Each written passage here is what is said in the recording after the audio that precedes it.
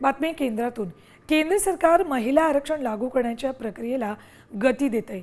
लोकसभा आणि विधानसभेमध्ये 33% आरक्षण देण्याबाबत सहमती निर्माण करण्याचे प्रयत्न सुरू आहेत। 2011च्या जनगणनेच्या आधारे हा निर्णय लागू करण्याचा विचार आहे।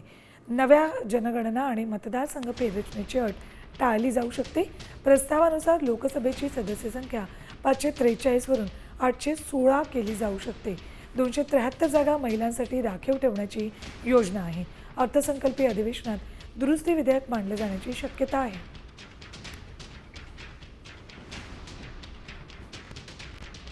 महिला आरक्षण 2029 मध्येच लागू करण्याला केंद्रानं गती दिली आहे। 2011च्या जनगणनेच्या आधारे मतदारसंघांची फेररचना करणार आहेत। लोकसभेची सदस्य संख्या 543 वरून 816 वर जाणार आहे। 816 पैकी 273 जागा महिलांसाठी राखीव ठेवण्यात येतील। महाराष्ट्रातील सदस्य संख्या 48 वरून 72 होणार आहे।